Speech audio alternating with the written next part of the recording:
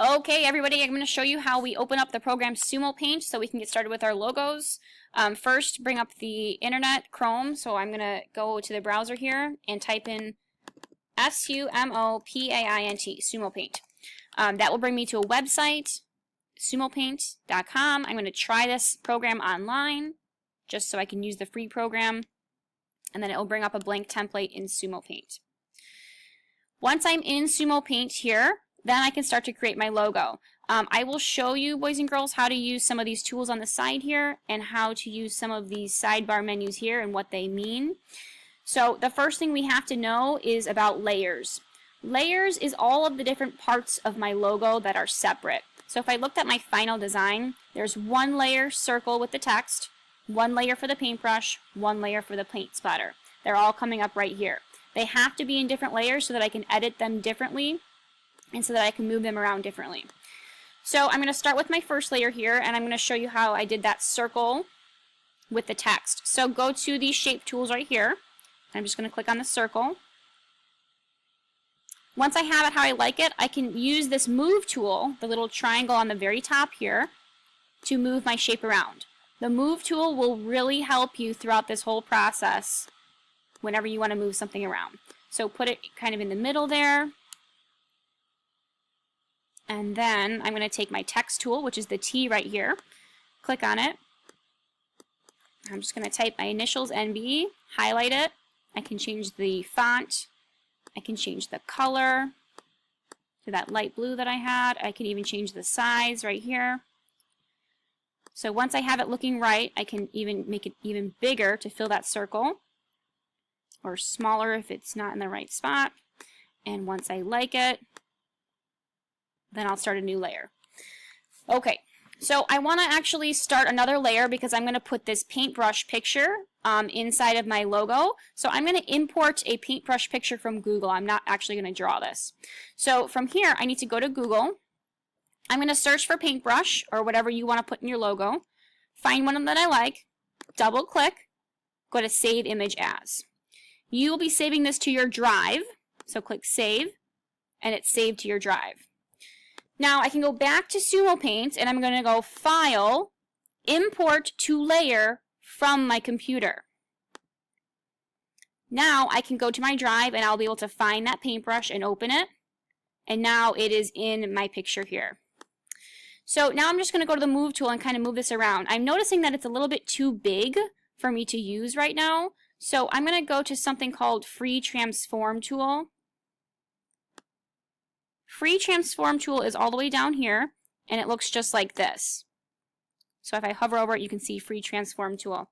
I'm just going to click on that, and I'm going to highlight my paintbrush. I can't see all my paintbrush though, so I'm actually going to go here and go to Zoom, and I'm going to zoom out a little bit so I can see the whole paintbrush. There we go. Zoom in a little bit more. Okay. So now I'm on Free Transform. That means I can highlight anything and change the size of it. So I've just gone all the way around my paintbrush, and now I'm just going to make it smaller. I can make it wider, whatever I want to change this picture. I can even turn it around like this. Go back to the Move tool and move it around. Now what I really don't like is that this white corner is covering my text. So I'm going to erase that by going to the Eraser tool. It's right up here by the pencil. I am going to change the brush size because this brush right now is kind of looking like a paintbrush. I want it to look solid, like a circle here. So I'm going to click that one. Now as I erase this, it's just erasing my paintbrush picture and what I don't want from that picture. That is because I am in the paintbrush layer. If I was in this layer, I could only be erasing this layer and not the paintbrush. But that's not what I want, so I'm just going to go Edit, Undo, and go back to this layer and just erase what I don't want from the paintbrush.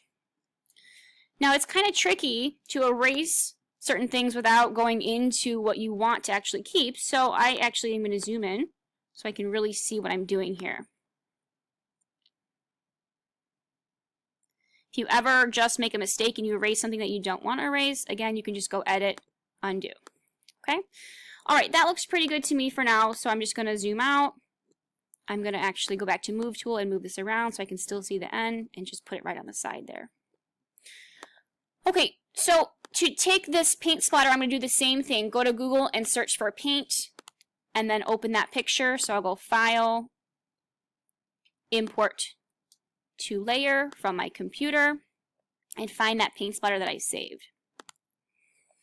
Okay, so I can move this around, go to Free Transform if I want to make it smaller or bigger. I can move it right on the side here. I can take the eraser tool and kind of erase it so that I can still see that NB. I can change the eraser to something that looks like it's kind of fading. So maybe I'm not erasing so much of it. It looks like it's fading kind of into the background. I kind of like that effect a little bit. I think I'm going to make this corner here fading a little bit too. I don't like how it's so harsh. Okay, once I like that, again, I can move it around with my Free Transform tool. That's fine. Okay, couple more things I'm going to show you. In my design here, I've added some drawing. I've added some pixely filters, and I kind of filtered the paintbrush. I'm going to show you something, how you can filter something. Okay, so first thing I'm actually going to show you is how you can add some drawing details. So I'm going to zoom in here so you can really see what I'm doing. So I added some lines to the NB to make it look kind of like a pattern, like a graphic pattern. So you can use a couple tools to help you do that. You can use just the pencil tool or the brush tool. So I'm just going to use the pencil tool. You can change the size. You can change the brush type. So I'm just going to keep on this to show you. So as I'm using the brush tool, I can just draw whatever details I like. So this is just like regular drawing. It might be kind of trickier because you're using a mouse pad, but I can just add whatever patterns I like. I can also use the line tool here if I want to make some really straight lines. And maybe that's a little bit too thick, so I'll go Edit, Undo. I'll change the size of this to be a little bit smaller, maybe like a 5. So that's a little bit smaller there. So I can make some lines, just like how I did my other design. If I don't like one, just go Edit, Undo. Okay, last thing I'm going to show you is how in my design here I did some filters like this pixely filter, and I filtered the paintbrush. So I'm going to show you how I filtered the paintbrush. I'm going to go back to the paintbrush layer. So I'm only filtering this paintbrush layer. Now I can go up to filters, and there's a ton of filters that you can use. I think I'm going to do stylize and do this kind of postery effect. So click on a filter that you like. You might just have to experiment with these because there's so many different filters. And this is kind of like a poster type of filter. So maybe I'll change the colors here. Not liking that so much. Maybe I'll do this one right here. Okay, so every filter is different. You can move the sidebars here and change the filter. It's just going to take some experimenting. Okay, if I like that, I'll click OK. All right, one last thing. How did I make that cool pixel? Okay, so what I'm just going to do is I'm just going to take a regular shape like a rectangle. And I want to make sure I'm in a new layer here, so I'm going to go to Layer, Add New Layer. So I'm in a new layer right now. I'm just going to make a square with my new layer. And I don't want this to be that color. I want it to be a different color. So I'm going to go change that menu. I want it to be that kind of that pinkish color. Oops. Edit, undo, edit, undo. Let's try this again. There we go. So now I have this shape here, and I'm going to go Filters, Pixelate, and Pixelate. So as I go to the Pixelate here, I just made some little pixels. I can, again, play with the filter to change the size. You can use these menu buttons here to change the size of the pixels, make them look like they're kind of fading into the background.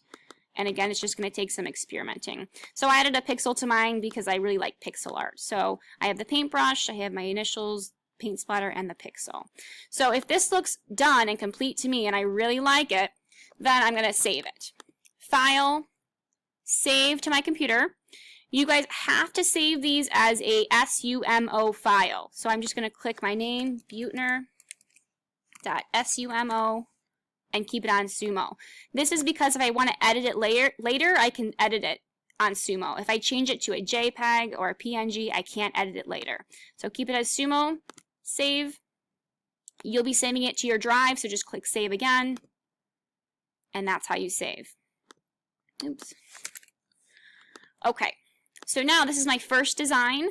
If I want to make another design with my time here, I'm going to go File, New Image, click OK, and I have a new blank image to start. So I'll do the same type of process.